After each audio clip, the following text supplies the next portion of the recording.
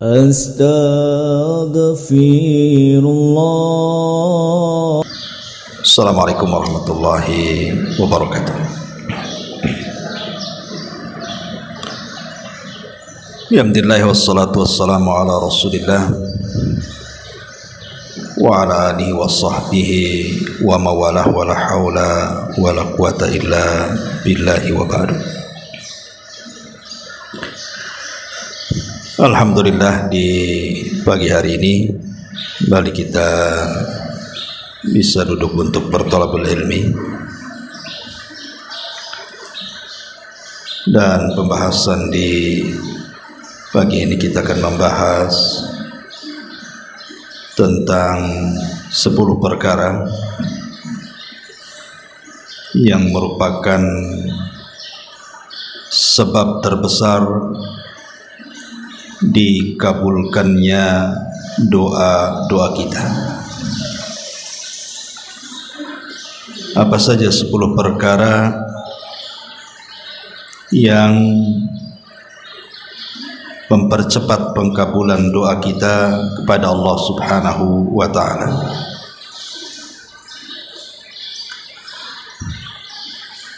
Ma'asyiral muslimat yang dimuliakan Allah Subhanahu wa ta'ala, sering kita mendengar sebagian masyarakat awam, mereka sering mengatakan, saya sudah banyak berdoa dan berdoa, bahkan bertahun-tahun saya berdoa, tetapi tidak kunjung pula diijabah Allah Subhanahu wa ta'ala. Maka jawabannya adalah, boleh jadi tidak dikabulkan doa kita ini karena ada beberapa perkara. Yang pertama,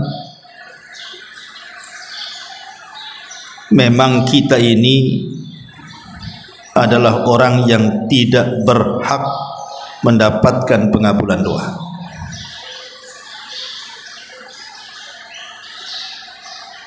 Sebabnya adalah karena tidak mengambil sebab. Jadi sebab tidak dikabulkan doa itu karena tidak mengambil sebab bagaimana doa itu supaya diterima.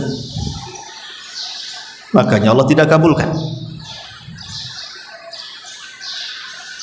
Atau boleh jadi pengabulan itu sebenarnya kebaikan. Jadi ketika Allah Subhanahu wa ta'ala tidak mengabulkan doa itu, boleh jadi Allah Subhanahu wa ta'ala hendak memberikan kebaikan kepada kita.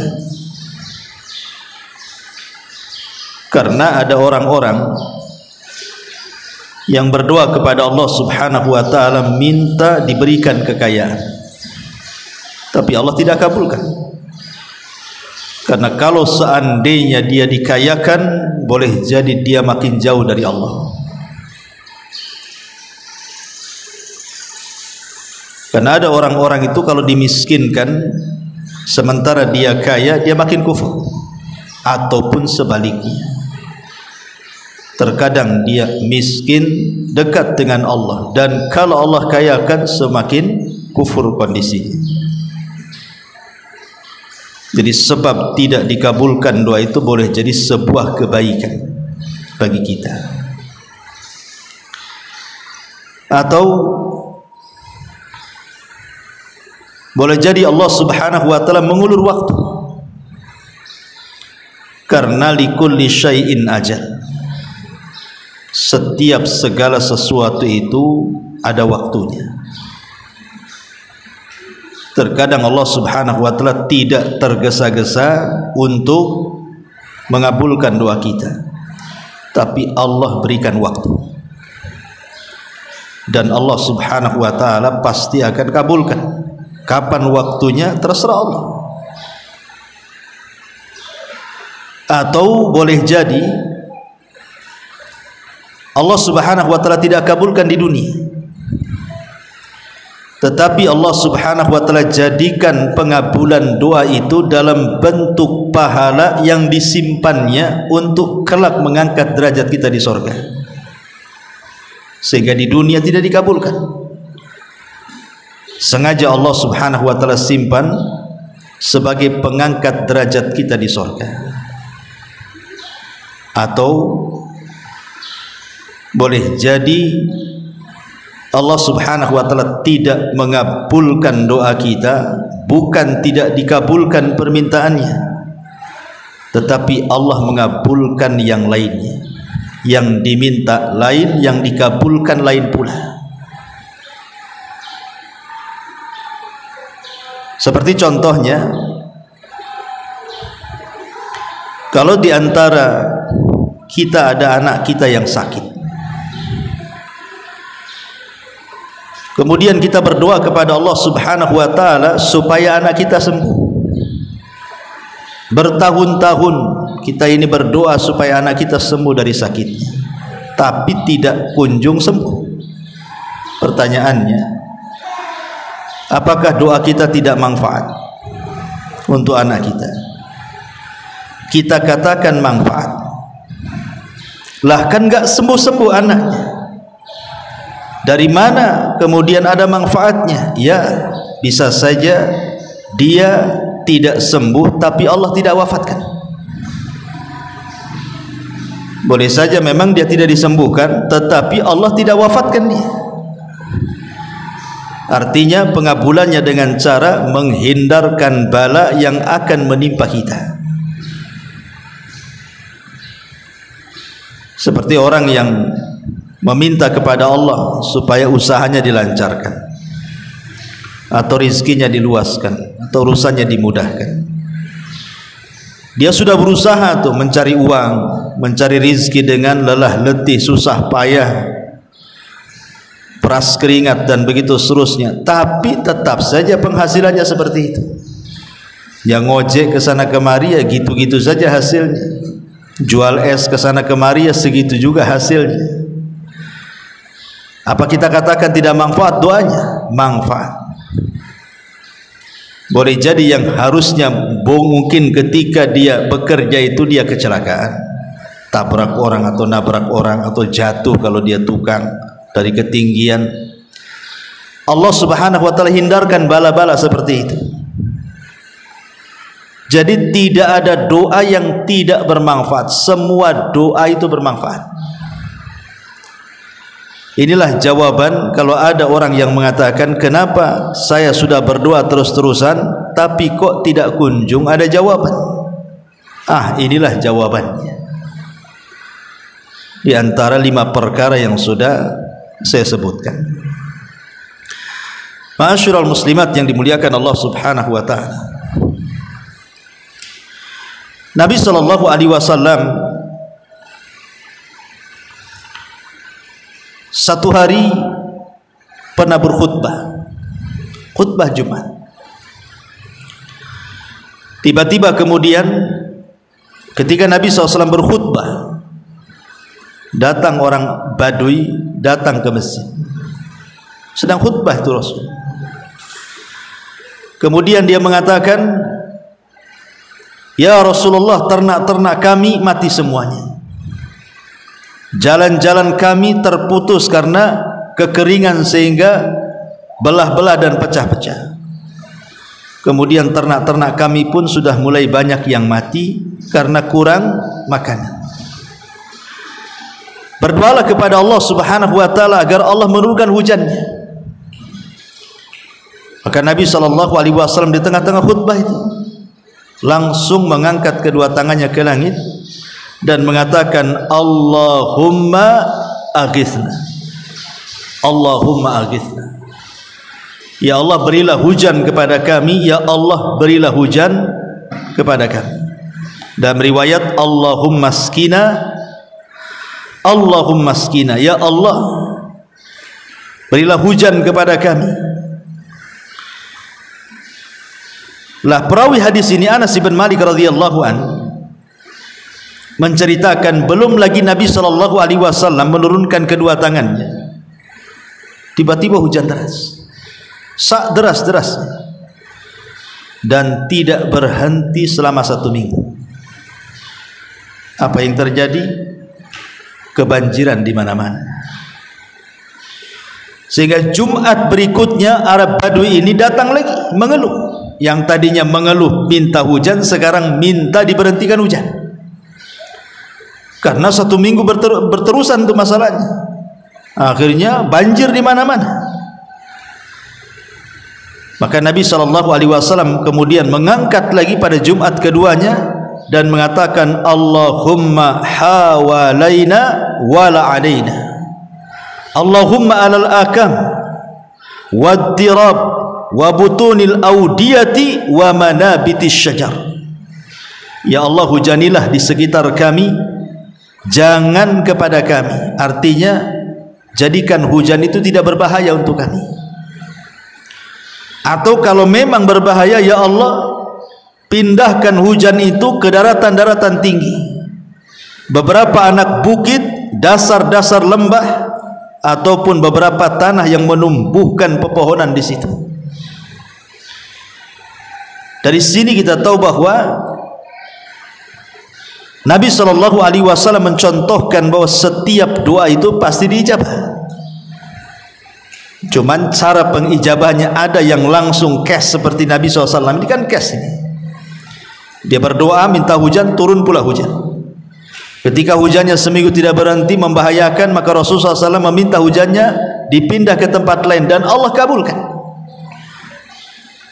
Apa maknanya? Tidak ada doa yang tidak bermanfaat, karena asal doa itu sendiri adalah ibadah. Bahkan seorang wanita di zaman Nabi Musa alaihi salatu wassalam, Asiyah bintu Muzahim, istri daripada orang nomor 1 Mesir, Fir'aun. Ketika Nabi Musa alaihi salatu wassalam sudah diangkat menjadi nabi dan rasul, kemudian mulai berdakwah ke lingkungan keluarga Fir'aun,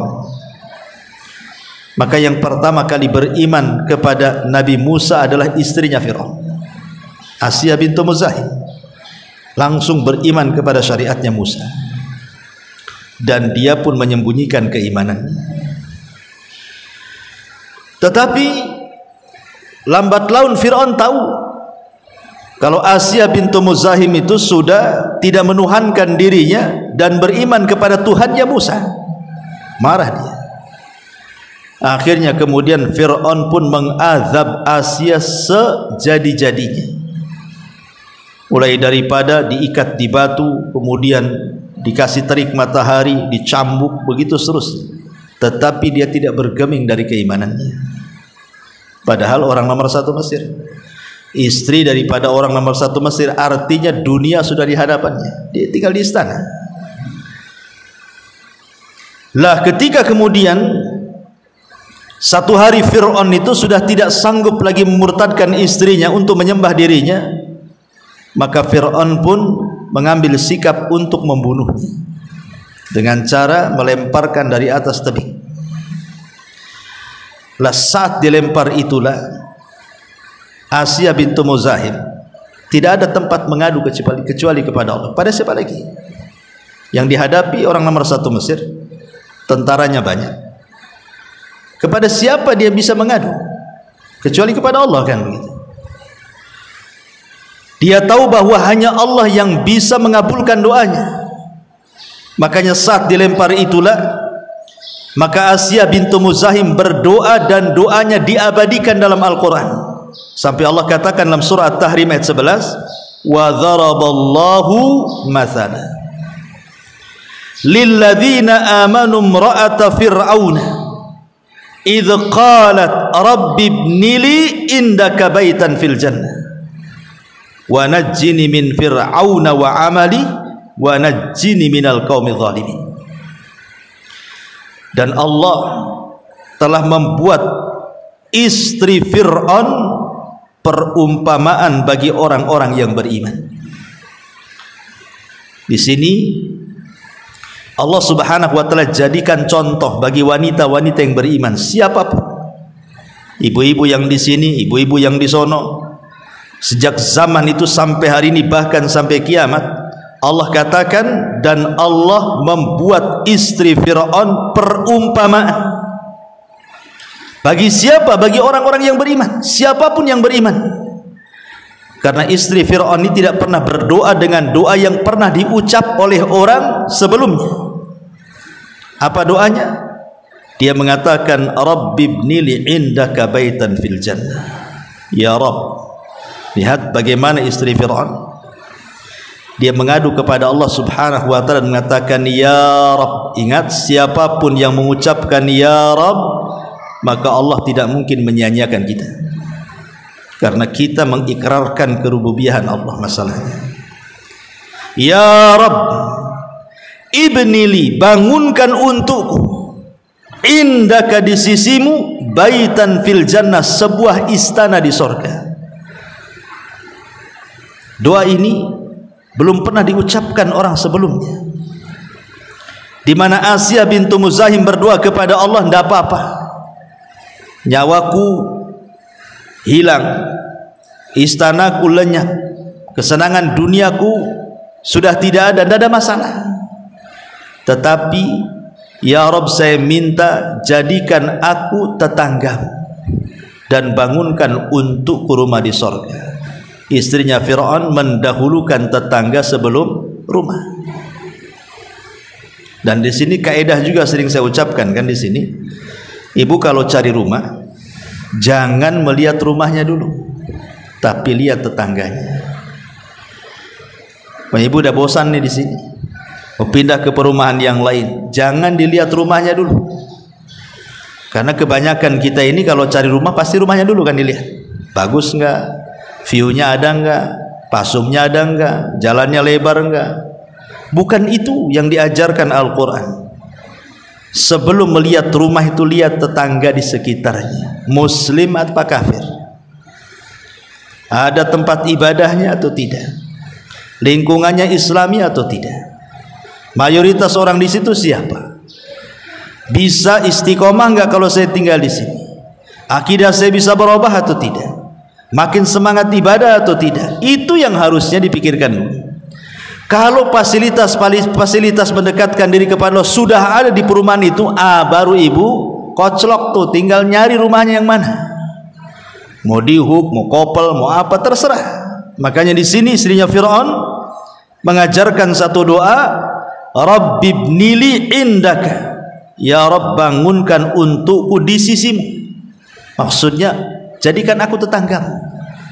Baru setelah itu baitan fil jannah, satu istana di sorga. Wa najjini min fir'auna wa amali, dan selamatkan aku dan si Fir'aun itu, dari si Fir'aun itu dan semua perbuatan kufurnya. Wa najjini minal qaumidz zalimin, dan selamatkan aku juga dari kaum yang zalim.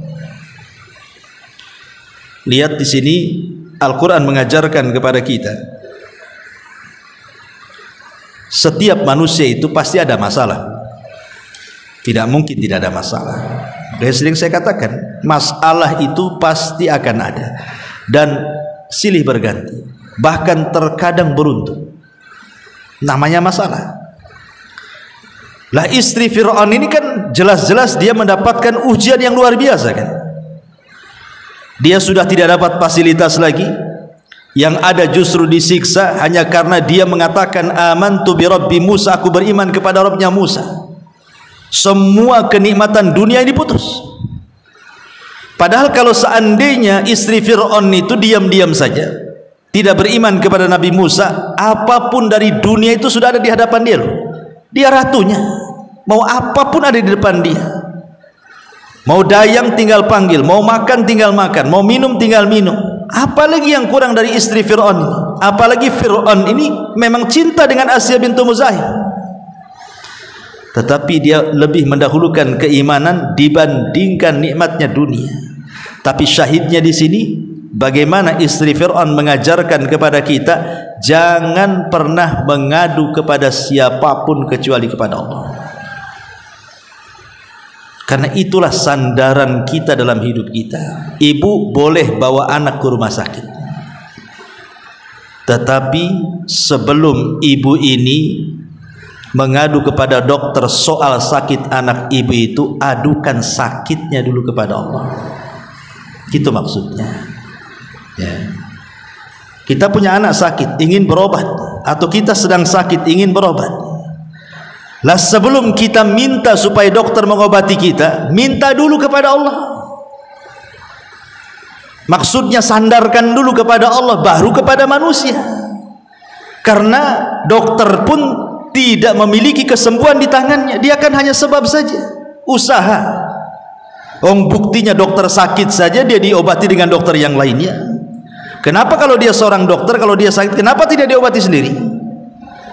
Bahkan terkadang seorang dokter itu sakit, dioperasi dokter lain, mati pula dia. Ya. Saya punya kawan itu seorang dokter, dioperasi, koma, mati.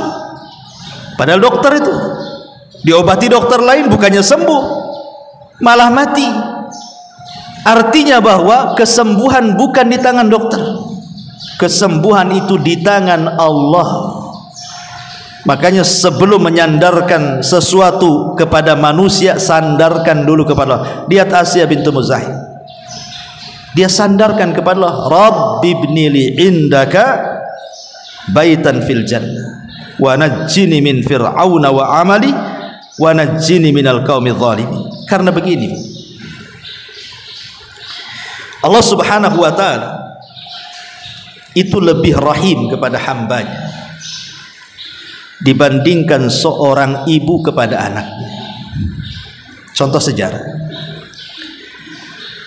ketika terjadi perang Hunain, maka Nabi SAW dimenangkan dalam peperangan itu bukan hanya mendapatkan harta ghanimah yang banyak, tapi juga mendapatkan tawanan-tawanan wanita-wanita musyrik, menjadi budak tawanan. Jadi dari sekian budak wanita yang ditawan itu, Nabi SAW memandang kepada seorang ibu.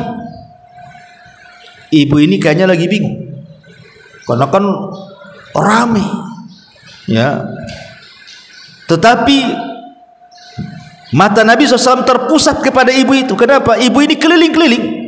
Setiap ada bayi, kemudian diambil, kemudian diangkat, dipandang wajahnya, kemudian dikasih lagi, kemudian keliling lagi, nampak ada bayi, diangkat lagi, dilirik lagi, dikasihkan lagi sama ibunya. Rupanya Rasul baru tahu bahwa ibu ini kehilangan bayinya. Setiap ada bayi disangka anaknya, setiap ada bayi disangka anaknya, ya. Sampai ketika ibu ini putus asa karena semua bayi yang digendong di situ bukan anaknya. Ketika dia terduduk, sudah pusing, ya, udah sedih, udah kalut, tiba-tiba adalah seseorang itu membawa bayi, rupanya itu anaknya. Saking senangnya, kemudian dia ambil bayinya, kemudian dia susui sampai air susunya muncrat kemana-mana karena saking senangnya, dia nggak peduli, ya. Dan dia tidak mau melepaskan anaknya itu. Kemudian Nabi SAW memanggil para sahabat dan mengatakan, kalau seandainya kalian gari-bari, kemudian kalian letakkan kayu bakar, kemudian kalian nyalakan api, kemudian kalian suruh wanita itu yang sudah menemukan anaknya disuruh melempar bayinya ke api, kira-kira mau tidak? Sahabatnya nggak mungkin lah. Ibu itu udah sayang betul sama anaknya. Anak itu sudah hilang, sekarang sudah dapat, kemudian kita suruh melemparkan bayi itu ke api. Mana mungkin, mustahil ibu itu mau melemparkan anaknya ke dalam api. Karena ibu itu sayang. Maka Nabi SAW mengatakan, Allahu arham bi ibadihi. Allah lebih sayang dengan hamba-hambanya dibandingkan ibu itu dengan anaknya. Apa kata Rasul? Allah jauh lebih sayang kepada hamba-hambanya dibandingkan ibu itu dengan bayinya. Kalau saya buat analogi begini, Ibu punya anak, nakal sanakal-nakal, durhaka sadurhaka-durhakanya, kurang ajar dengan kita. Tapi satu hari anak ini diberikan hidayah, akhirnya minta maaf kepada kita. Satu hari minta maaf, tentu kita masih dongkol karena masih kurang ajar. Tapi anak itu terus setiap hari merengek-rengek supaya ibunya itu memaafkan dia. Terus setiap hari seperti itu. Memang dia menyesal, dia tidak akan berbuat lagi, dia sudah minta maaf. Pokoknya dia terus memelas kepada ibunya.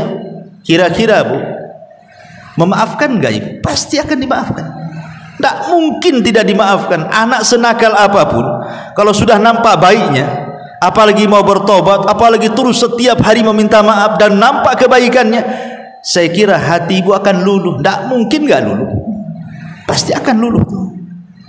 Pasti akan memaafkannya. Boleh jadi akan merangkulnya lagi.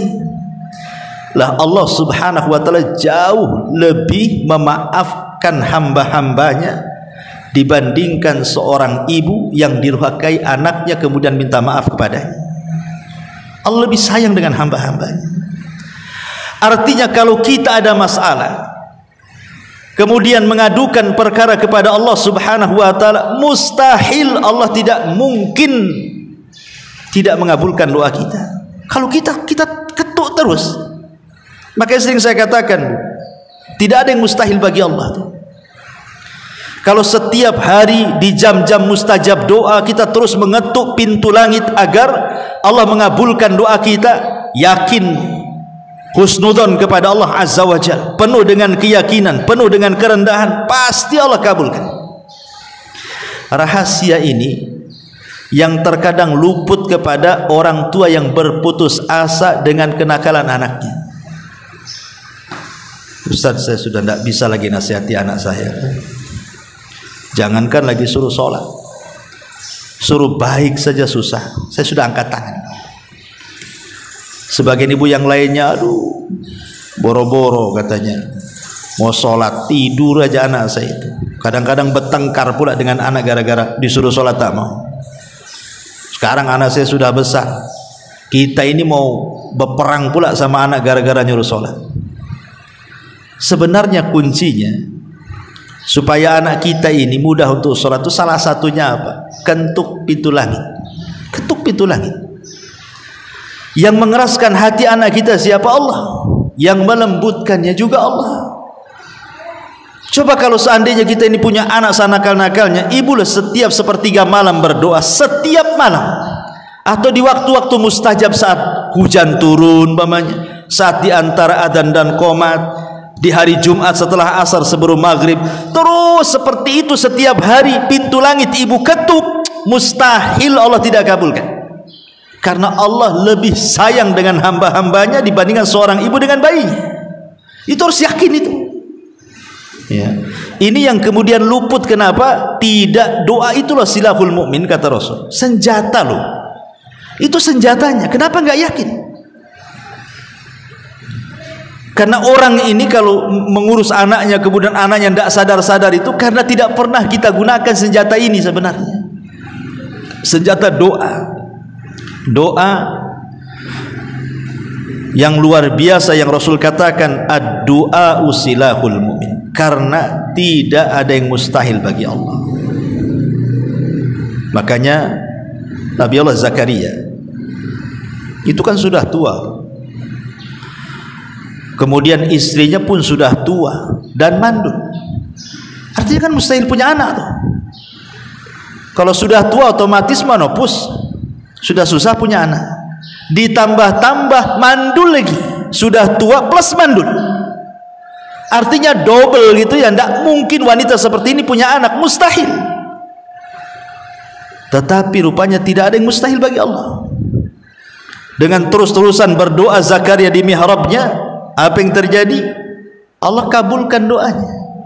Akhirnya kemudian istrinya hamil melahirkan Yahya ibnu Zakaria. Dari sini ada kaidah yang kita anggap mustahil, tetapi bagi Allah itu mungkin. Yang kita anggap mustahil, bagi Allah itu semua bisa mungkin. maka jangan pernah meremehkan pengkabulan doa. Jangan pernah. Jangan pernah mengecilkan Allah. Jangan pernah mengecilkan Allah. Tetapi walaupun demikian, jangan pula kita melampau dalam berdoa. Oh, kalau gitu Allah, kita harus yakin Allah akan mengabulkan semuanya. Ya, selama doa kita ini tidak melampau dan tidak dilarang. Contoh ibu berdoa, ya Allah jadikan aku nabi, kan kurang ajar. Ya, nabi tidak ada lagi kecuali Nabi Muhammad. Karena Rasul mengatakan la nabiyya ba'di, tidak ada nabi sepeninggal. Atau umpamanya seorang wanita, ya Allah berikan suami 4, ya tidak bisa. Ya, seorang istri tidak boleh berpoligami kan itu. Nah, itu kan berlebihan namanya. Atau seorang suami, ya Allah carikan istri saya 20, kan berlebihan itu kan.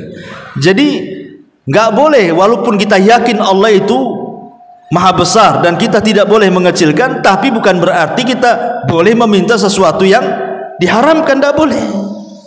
Tetapi kaedahnya jangan kecilkan Allah. Orang-orang yang suka mengecilkan Allah, itulah sebabnya dia tidak dikabulkan doanya, karena meremehkan Allah. Akhirnya dia lebih bersandar kepada manusia, kepada makhluk dibandingkan kepada Allah. Makanya kenapa ada sebagian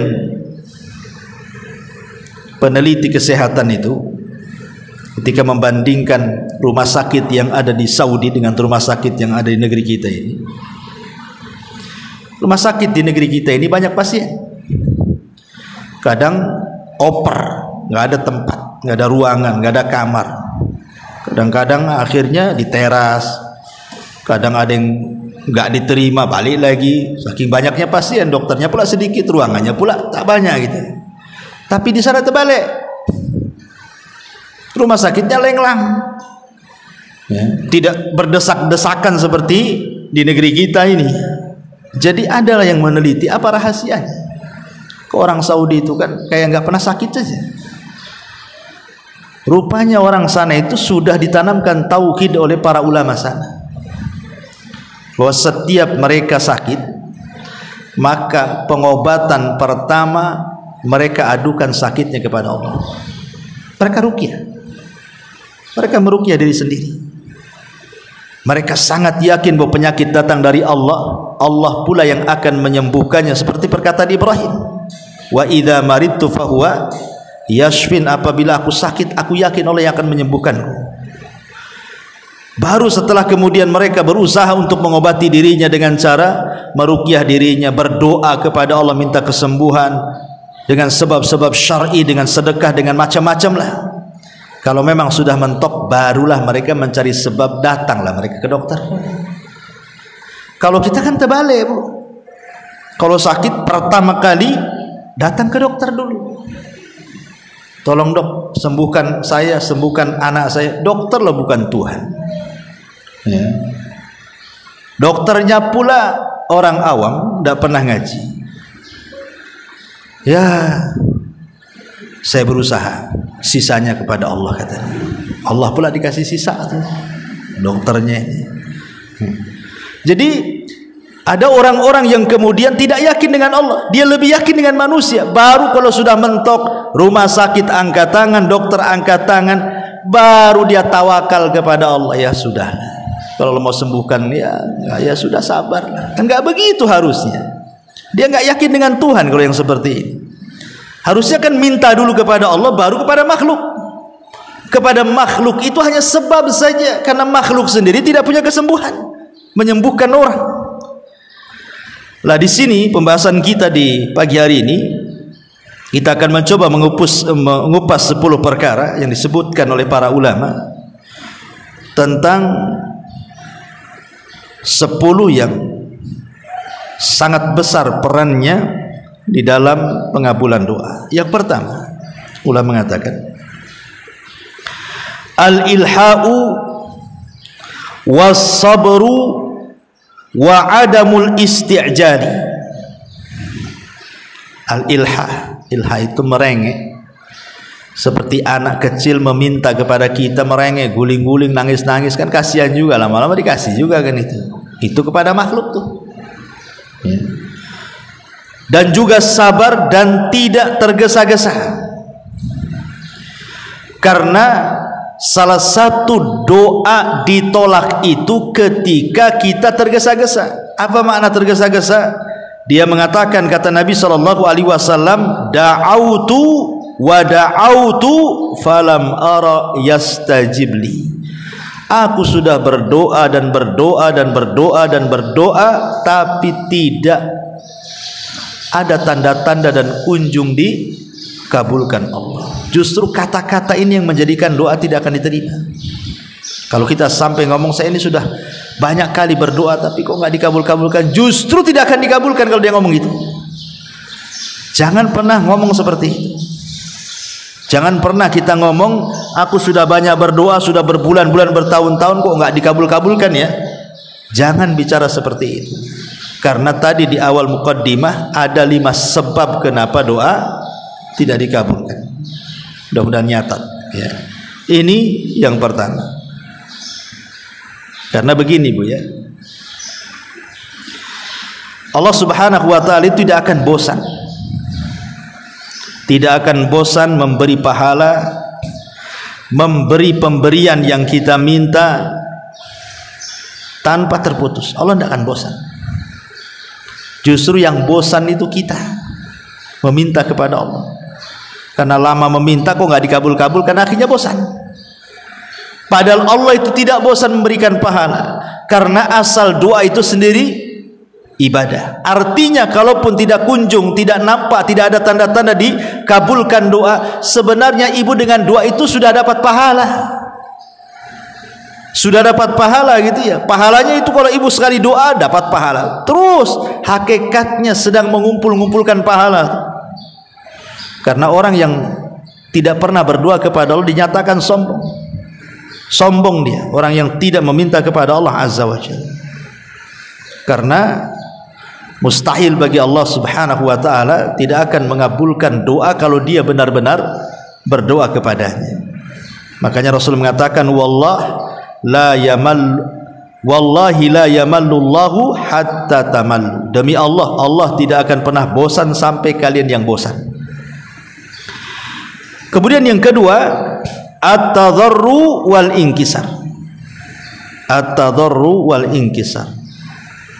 Tadarru dan inkisar itu artinya kita merasa hina, merasa rendah di hadapan Allah. Kita ini betul-betul seorang hamba di hadapan Tuhan.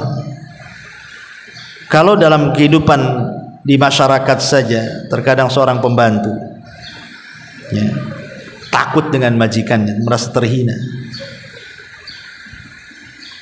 Kenapa kemudian kita lebih terhina lagi di hadapan Allah? Harusnya kan seperti itu. Lah karena syarat diterima doa itu ketika kita berdoa kepada Allah, kemudian kita betul-betul merasa kita ini seorang hamba, budaknya Allah. Dari sini diajarkan supaya tidak sombong. Jangan pernah sombong bahwa Allah itu zat yang maha kuasa, Al-Aziz yang maha mampu untuk menyakiti siapapun, dan tidak ada siapapun yang mampu menyakiti Allah Azza wa Jalla. Ini yang kedua. Yang ketiga, as-sidq wal ikhlas. Jujur dan penuh dengan keikhlasan saat berdoa. Harus jujur dalam berdoa. Kemukakan semuanya kepada Allah Azza wa Jalla.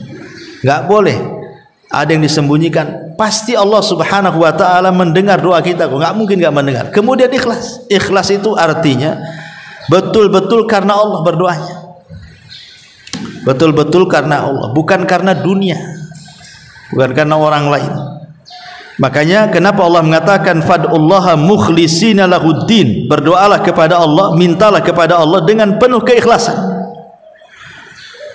Karena begini, kalau kita lihat sejarahnya orang-orang musyrik di zaman dulu, ketika pasukan Abraha hendak menyerang Ka'bah, maka Abraha mengutus seorang utusan untuk menanyakan siapa pemimpin Arab. Maka orang-orang mengatakan Abdul Muthalib. Maka Abraha mengatakan, panggil Abdul Muthalib kemari. Maka Abdul Muthalib dipanggil. Kemudian terjadi dialog antara Abraha dengan Abdul Muthalib. Lah ketika itu pasukan Abraha mencuri 200 untanya Abdul Muthalib. Jadi Abraha ini membicarakan soal kedatangannya, ingin menghancurkan Ka'bah. Dia ingin lihat reaksi Abdul Muthalib selaku pemimpin Arab dan penjaga Ka'bah. Tetapi tidak ditanggapi oleh Abdul Muthalib. Seolah-olah tidak sayang dengan Ka'bah. Mau hancurkan aja lah, kan begitu maksudnya.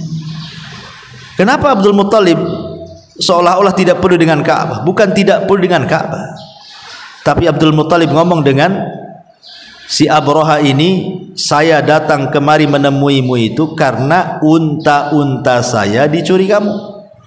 Saya ingin mengambil 200 untaku. Adapun urusan Ka'bah, kata Abdul Muthalib, itu urusan lain. Saya bukan pemilik Ka'bah. Saya ini pemilik unta, makanya saya cari unta. Adapun Ka'bah itu ada pemiliknya, Rabb yang akan melindunginya.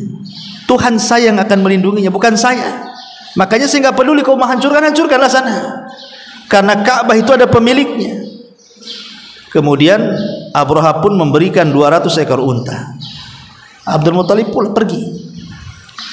Lah Abdul Muthalib pergi kemana? Rupanya dia pergi ke Ka'bah. Awalnya dia mengatakan kalau hancurkan Ka'bah, hancurkan aja lah kan itu. Tapi hatinya tidak demikian. Dia keluar berjumpa dengan Abraha, kemudian pergi menuju Ka'bah. Masuk dia ke dalam Ka'bah. Kemudian dia berdoa kepada Allah agar Allah melindungi Ka'bah yang dimuliakan itu. Dari sini lihat bagaimana kelakuan orang-orang musyrik Arab. Kalau sedang kepepet saja butuh Allah. Tapi ketika mereka senang, mereka pun mulai menyembah Lata, Uzza, Manat, Hubal dan sesembahan yang lainnya. Makanya Allah Subhanahu wa taala gambarkan dalam Al-Qur'an, fa idza raqibu fil fulki da'awullaha mukhlishina lahuddin falamma najjahum ilal barri idza hum yusyrikun. Orang-orang musyrik di zaman jahiliyah, apabila mereka berada di tengah lautan, di atas bahtera, diombang-ambing ombak dan akan karam kapalnya, mereka pun berdoa kepada Allah dengan ikhlas supaya mereka diselamatkan. Tapi ketika kapalnya sudah diselamatkan, disandarkan ke daratan, mulai lagi mereka melakukan kesyirikan. Lah doa yang seperti ini enggak ikhlas namanya. Di waktu susah saja, datang kepada Allah. Ya Allah saya susah, ya Allah saya sakit, sembuhkan saya. Ya Allah saya miskin, kayakan saya. Ya Allah saya susah, senangkan saya.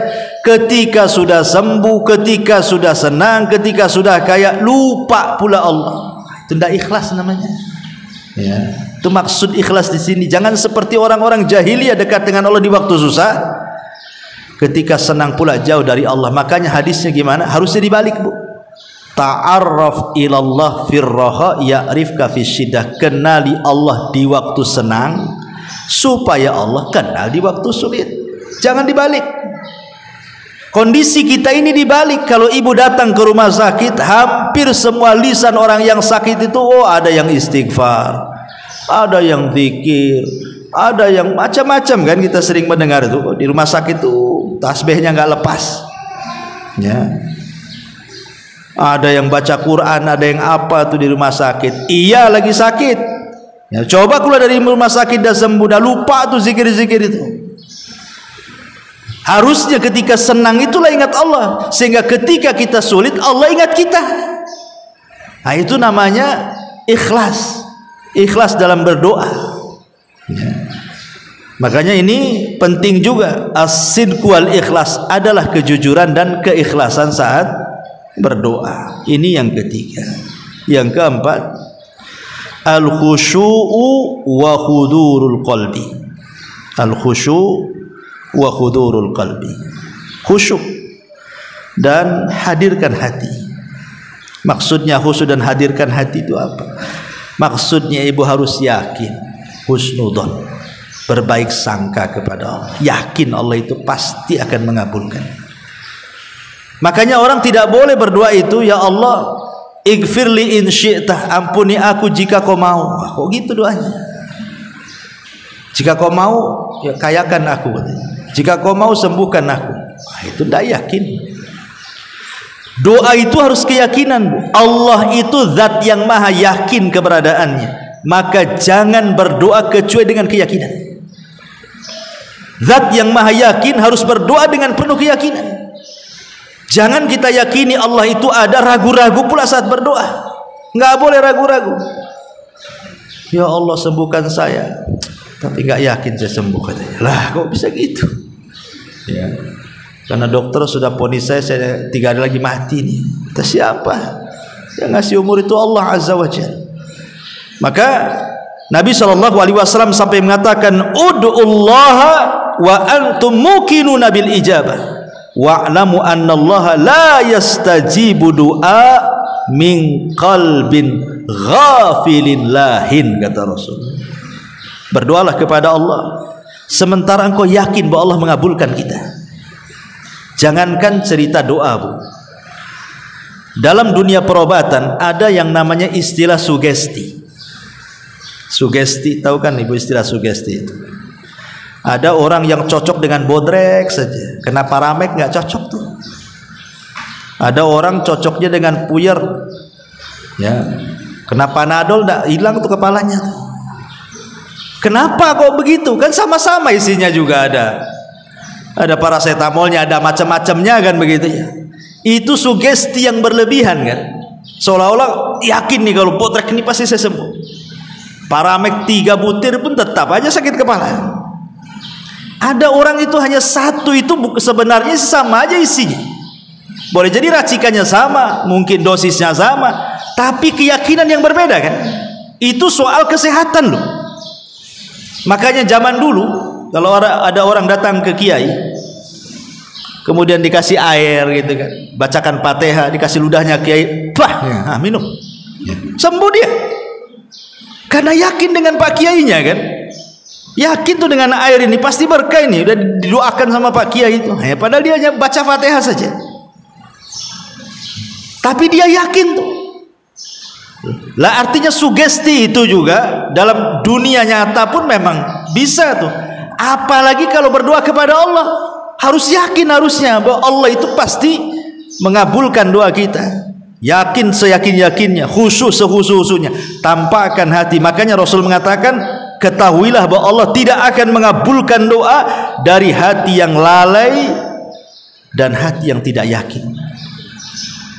Maka khusyuk, hadirkan hati penuh dengan keyakinan, itu diantara penyebab mustajab doa. Nah, ini yang nomor 4. Yang nomor 5, amalus salihat. Iringi doa dengan amal saleh. Doa saja tidak cukup, harus diiringi dengan amal yang baik. Allah Subhanahu wa taala ketika menceritakan soal Zakaria, Allah katakan, wa Zakaria idh nada rabbahu rabbi la tadharni fardan wa anta khairul warithin fastajabna lahu wa wahabna lahu Yahya wa aslahna lahu zawjahu innahum kanu yusari'una fil khairat wa yad'unana raghaban wa rahaban wa kanu lana khashiin. Dan Zakaria ketika menyeru Rabbnya, ya Rabb, jangan kau tinggalkan aku sendiri, dan engkau sebaik-baik pemberi waris, maksudnya pemberi keturunan. Maka Allah kabulkan tuh Zakaria, dan Allah berikan kepada Zakaria Yahya, dan kami perbaiki dia dan juga istrinya. Kenapa? Karena mereka keluarga Zakaria itu kanu yusari'una fil khairat. Mereka adalah orang-orang yang bersegera melakukan kebaikan, dan mereka berdoa kepada kami dengan penuh harap dan takut, dan mereka orang-orang yang khusyuk saat beribadah kepada kami. Artinya sebab pengkabulan Zakaria dan keluarganya itu sehingga minta anak Allah kabulkan, karena memang kehidupan Zakaria dan istrinya adalah orang-orang yang bersegera melakukan kebaikan. Jadi salah satu penyebab besar doa itu diterima Karena ada amal-amal soleh yang lainnya yang menopang doanya tuh.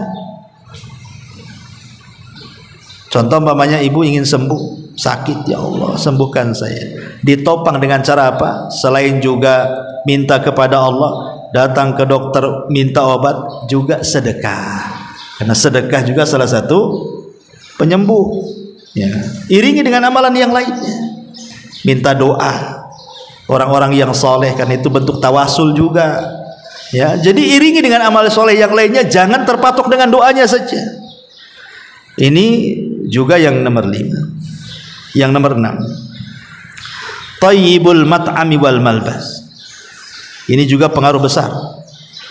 Usahakan yang dipakai dan yang dimakan itu atau yang diminum sesuatu yang baik, sesuatu yang halal. Abi Hurairah radhiyallahu anhu, dia berkata, Rasulullah SAW bersabda, Innallaha thayyibun la yaqbalu illa thayyiban. Allah itu zat yang maha baik, tidak menerima kecuali yang baik-baik. Wa innallaha amaral mu'minina bima amara bihil mursalin. Dan Allah telah memerintahkan orang-orang yang beriman sebagaimana Allah perintahkan para rasul. Ya ayyuhar rusul kulu min thayyibati wa'malu salihan inni bima ta'maluna alim. Wa qala ya ayyuhalladzina amanu kulu min thayyibati ma razaqnakum. Wahai para rasul, makanlah dari yang baik-baik dan beramal saleh. Wahai orang-orang yang beriman, makanlah dari yang baik-baik yang kami rizkikan. Kemudian Rasul menyebutkan seorang laki-laki, dzakara rajula yutilu safar. Laki-laki ini sudah lelah lama, entah berbulan-bulan menjadi musafir. Asy'atha aghbar. Saking lamanya di jalan, karena orang safar dulu kan di padang pasir, Bu ya. Lama jalannya, nggak ada pesawat, nggak ada kereta, nggak ada bus, ya pakai unta, kadang jalan kaki berbulan-bulan. Ya namanya kena debu, kena apa ya, kotor semua lah bajunya, pakaiannya, badannya, rambutnya. Asy'atha aghbar. Yamuddu yadai yunadi rabbah. Dia pun mulai berdoa kepada Rabbnya dengan mengangkat kedua tangannya. Kemudian mengatakan, Ya Rabb, Ya Rabb, wahai Rabb kabulkan doaku, wahai Rabb kabulkan doaku. Maka Allah subhanahu wa ta'ala tidak kunjung mengabulkan doanya, padahal dia punya 4 syarat diterima doa. Orang ini kan punya 4 syarat diterima doa. Salah satunya adalah seorang musafir. Dia kan musafir. Musafir itu mustajab doanya. Yang kedua, dia orang susah. Orang susah itu paling cepat dikabulkan doanya, karena doa orang susah itu ikhlas. Yang ketiga, mengangkat kedua tangannya, karena Rasul yang mengatakan innallaha hayyun karim. Allah itu zat yang maha pemalu tetapi maha pemurah. Yastahi min abdihi idza rafa'a yadayhi an yaruddahuma sifra. Allah malu kalau ada hamba mengangkat kedua tangannya meminta kepada Allah. Allah malu kalau membiarkan kedua tangannya kosong. Artinya mengangkat kedua tangan salah satu penyebab dikabulkan doa. Kemudian yang keempat, ya Rabb, ya Rabb, dia pun memelas, merengek kepada Allah. Artinya 4 sebab sudah ada. Pertanyaannya, kenapa nggak dikabulkan? Rupanya ini masalahnya. Wa mat'amuhu haram, wa mashrabuhu haram, wa malbasuhu haram, wa ghudiya bil haram. Makanannya haram, minumannya haram, pakaiannya dibeli dari yang haram. Dia pun badannya dibesarkan dari daging yang haram. Fa anna yustajabulah. Bagaimana akan dikabulkan doanya tuh? Bayangkan, 4 penyebab doa terkalahkan dengan 1 penghalang doa. Dia kan sudah punya 4 tuh, harusnya doanya dikabulkan, tapi 1 penghalang doanya, karena makanan yang dimakan haram. Maka yang 4 gak ada gunanya. Nah, maka ini juga kenapa kemudian doa-doa kita tidak pernah dikabulkan. Boleh jadi salah satunya adalah faktor masalah makanan, ya, makanannya haram, tidak halal, dan begitu seterusnya. Yang nomor 7, at-taubatu wal istighfar. Bertobat dan istighfar. Tobat dengan istighfar itu beda. Kalau tobat itu perbuatan, kalau istighfar itu ucapan. Dan ini harus digandengkan antara istighfar dan tobat itu. Orang kalau hanya istighfar saja tidak cukup. kalau dia tidak diiringi dengan perbuatan. Saya megang botol minuman sambil dengar astagfirullahaladzim, minum lagi astagfirullahaladzim, diterima? Mana bisa, karena baru istighfar kan. Kalau astagfirullahaladzim buang homernya, itu baru benar tuh ya. Astagfirullahaladzim minum lagi, habis minum astagfirullahaladzim lah, ngapain itu? Ibu habis kumpul-kumpul lagi gibah, tersadar astagfirullahaladzim kita lagi gibahin orang, nyambung lagi ya, astagfirullahaladzim, jadi main-main jadinya kan. Kalau astagfirullahaladzim langsung pergi dari situ, astagfirullahaladzim kita gibahin orang, anak pulang dulu, gitu harusnya. Astagfirullahaladzim tapi masih dengerin ya, handsetnya dibuka pula, ngomong apa orang tuh. Ini kan nggak bisa kayak gini, itu belum tobat namanya. Makanya tobat dan istighfar itu dua kata harus bersambung, lisan dan perbuatan. Nah, salah satu mustajab doa itu ketika seseorang itu berdoa didahului dengan tobat dan istighfar, kemudian berdoa setelahnya, maka doanya manjur. Makanya kenapa kalau kita lihat dalam surah Al-Qasas ayat 16 Allah mengatakan Rabbi inni zalamtu nafsi faghfirli faghfaralah. Ya Rabb, aku sudah mendolimi diriku, ampuni aku. Maka setelah dia istighfar meminta ampun, apa kata Allah? Faghfaralah, maka Allah pun ampuni dia. Allah ijabah, Allah ampuni dia. Setelah dia meminta ampun dan bertobat, baru datang ampunannya kepada Allah Subhanahu wa ta'ala. Sama dengan Nabi Adam. Nabi Adam ketika diturunkan di dunia di mana? Ada yang mengatakan di Sri Lanka, di India sana. Kemudian Hawa diturunkan di mana? Di Jeddah. Kemudian keduanya saling mencari, sampailah di satu tempat dan saling mengenali, disebut dengan Arafah. Disitulah Allah Subhanahu wa ta'ala turunkan kalimat pertama yang dibaca Adam dan juga Hawa. Apa kalimat pertama yang diucapkan Adam dan Hawa saat berjumpa di Arafah? Rabbana, gimana?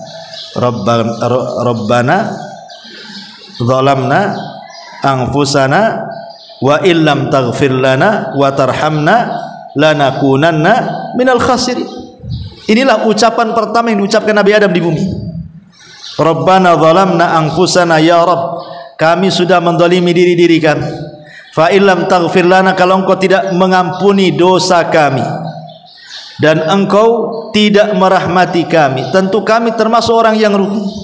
Setelah Adam dan Hawa betul-betul bertobat, apa kata Allah? Fataba alaihi, baru turunlah ampunan tobat dari Allah Azza wa Jalla, kabulkan permintaannya.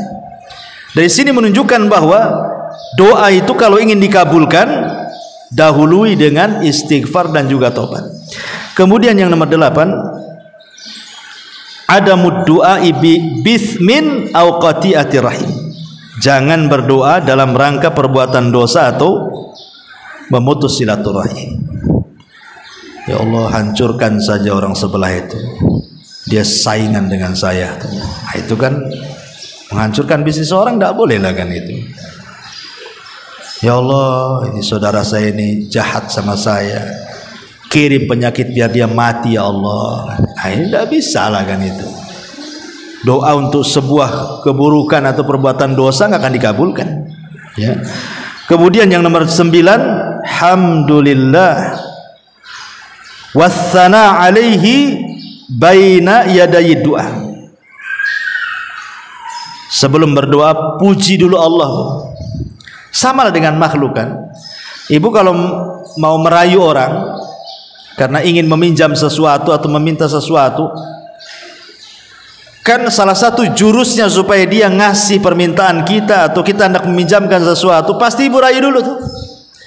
Entah dengan perbuatan ibu dekat-dekat dengan dia, entah dengan cara muji-muji dia, entah dengan cara akrab-akrab dulu dengan dia, kan begitu. Baru setelah itu pinjam uang. Tidak mungkinlah ibu baru kenal tiba-tiba pinjam uangnya, dikasih nggak dikasih, baru kenal kok. Ya pasti kenalan dulu, diakrabi dulu. Oh, nampak ini tasnya kalau datang ke pengajian besar tasnya, jangan-jangan isinya uang semua ya. Mulai didekati, dirayu Rupanya buku catatan, ya kan? Intinya bahwa seseorang itu mendekati manusia saja pasti dipuji dulu, didekati dulu. Maka Allah itu mimbabil aula. Nama ini mafhum aulawi. Sama manusia saja terjadi, apalagi sama Allah, gitu maksudnya. Ya. Kemudian yang nomor 10, at-tawassul lillahi inda du'a. Berdoalah dengan cara tawassul. Tawassul itu mencari perantara. Dengan cara apa? Pertama, menyebut Asmaul Husna. Asmaul Husna itu yang kita kenal 99 nama. Dari 99 nama itu pasti ada satu yang disebut dengan Ismul A'zam. Dan Rasulullah SAW mengatakan siapapun yang berdoa bertepatan dengan Ismul A'zam mustajab doanya. Tapi kan Ismul A'zam, nama yang agung dalam Asmaul Husna, kan menjadi khilaf para ulama. Yang mana satu? Ada yang mengatakan Al-Hayyu Al-Qayyum, ada yang mengatakan Allah, ada yang mengatakan yang lainnya. Maka Aisyah radhiyallahu anha mengatakan Ismul A'zam, nama yang agung di dalam Asmaul Husna itu sama dengan malam Lailatul Qadar di 10 akhir Ramadan. Tidak tahu letaknya di mana, sehingga harus mencari, kan? Lah begitu juga kalau ibu berdoa membaca 99 nama, pasti kalau dibaca semua pasti bertepatan dengan Ismul A'zam. Nggak mungkin tidak, bukan? Kan yang dari 99 nama Ismul A'zam kita kan nggak tahu yang mana satu. Tapi kalau kita baca semua ya pasti kenal lah. Ya.